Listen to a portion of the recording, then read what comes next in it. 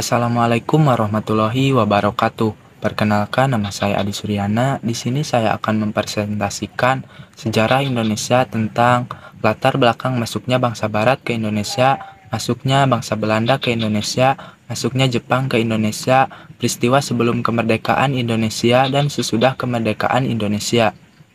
Yang pertama, latar belakang masuknya bangsa Barat ke Indonesia. 1. Karena jatuhnya kota Konstantinopel ke tangan Turki Utsmani yang menyebabkan para pedagang Eropa yang beragama Kristen dan Yahudi tidak boleh berdagang di kota Konstantinopel.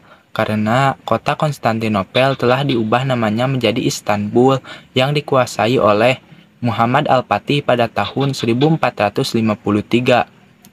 Yang kedua, ditemukannya kompas atau petunjuk arah. Ditemukannya kompas atau petunjuk arah memudahkan bagi para pelaut Eropa untuk menjelajah. Yang ketiga, perang salib.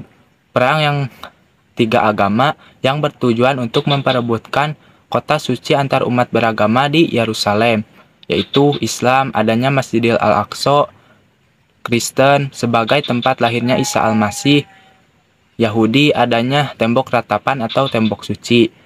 Yang keempat, semangat Reconquista, semangat menaklukkan kembali. Kerajaan Kristen ini ingin menaklukkan kembali semenanjung Iberia dari kerajaan Islam. Yang kelima, menyatakan bahwa bumi itu bulat. Paus Urbanus menyatakan bahwa bumi itu bulat dan dibagi menjadi dua, Portugis ke arah timur dan Spanyol ke arah barat. Tujuannya adalah untuk mencari rempah-rempah supaya adil dan rata. Negara pertama yang menjajah Indonesia, Portugis, datang ke Malaka pada tahun 1511.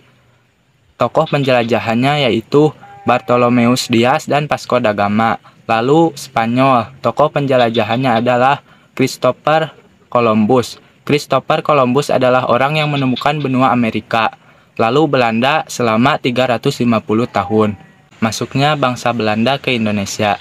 Masuknya bangsa Belanda ke Indonesia pada tahun 1596 di bawah pimpinan Cornelis de Houtman.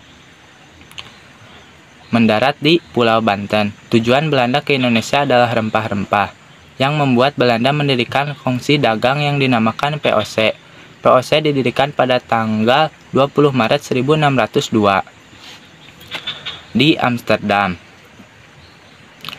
Lalu VOC membuat hak oktroy, yaitu hak untuk merebut dan memerintah negara jajahan, hak untuk memonopoli perdagangan di wilayah timur Tanjung Harapan termasuk Nusantara, hak untuk mencetak mata uang sendiri, hak untuk memiliki angkatan perang sendiri, hak untuk memungut pajak, hak untuk mengadakan perjanjian dengan kerajaan-kerajaan setempat. Lalu bangsa Belanda menerapkan kerja rodi atau kerja paksa. Yang terkenal dengan kerja rodinya pada zaman Herman William Daendels yaitu membuat jalan raya sepanjang 1000 km dari Anyer sampai Panarukan. Kerja rodi ini dilakukan oleh para laki-laki selama 1 tahun. Lalu bangsa Belanda membuat kebijakan Pandipenter, yaitu politik etis atau politik balas budi. Politik balas budi ada 3. 1. Irigasi atau pengairan. Pengairan digunakan untuk perairan sawah, persawahan. Yang kedua, transmigrasi. Transmigrasi atau perpindahan penduduk. Perpindahan penduduk dari Jawa ke negara Suriname karena negara Suriname kekurangan penduduk. Yang ketiga, edukasi atau pendidikan. Nama-nama sekolah pada zaman Belanda yaitu ILS, Eropa Lagere School. Sekolah ini diperuntukkan hanya untuk orang-orang Belanda dan Eropa. Yang kedua, HIS, Holland Inlandse School. Sekolah ini untuk sekolah bagi para pribumi yang terutama bangsawan. Yang ketiga, HCS, Holland Chinese School. Sekolah ini dibuat oleh Belanda untuk orang-orang Cina. Yang keempat, MULO atau Mir Witgebred Lager Onderwijs. Sekolah ini setara dengan SMP.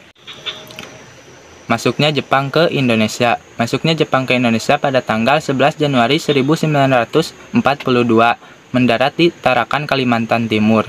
Tujuan Belanda mendarat di Tarakan, Kalimantan Timur adalah untuk menguasai sumber daya alam terutama minyak bumi, guna untuk mendukung potensi perang dan industrinya. Jepang menerapkan kerja paksa Romusa. Jepang memiliki semboyan 3A, yaitu Jepang sebagai pemimpin Asia, Jepang sebagai pelindung Asia, Jepang sebagai cahaya Asia. Jepang menjajah Indonesia selama 3,5 tahun. Pada tahun 1945, dua kota penting di Jepang dibom oleh Amerika Serikat, yaitu Nagasaki dan Hiroshima. Saat Jepang menyerah, banyak negara-negara yang merdeka, termasuk Indonesia. Peristiwa sebelum kemerdekaan Indonesia. Amerika Serikat menjatuhkan bom atom di kota penting di Jepang, yaitu Nagasaki pada tanggal 6 Agustus 1945 dan Hiroshima pada tanggal 9 Agustus 1945. Perang Dunia Kedua telah selesai. Muncul dua negara besar, yaitu Amerika Serikat dengan paham liberalisme dan Uni Soviet dengan paham komunisme. Pada tanggal 15 Agustus 1945, Jepang menyerah dari sekutu.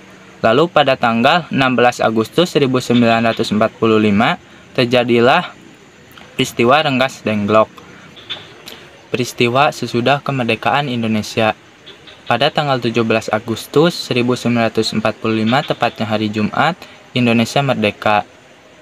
Dan pada saat itu, Bapak Insinyur Soekarno sebagai Bapak Proklamator dan Muhammad Hatta sebagai wakil.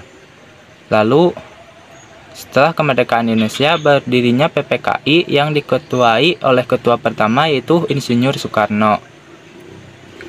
Setelah sekian lama Indonesia dijajah oleh Portugis, Spanyol, Belanda, Jepang, akhirnya pada tanggal 17 Agustus 1945 Indonesia merdeka. Sekian presentasi dari saya. Mohon maaf bila ada kesalahan. Wassalamualaikum warahmatullahi wabarakatuh.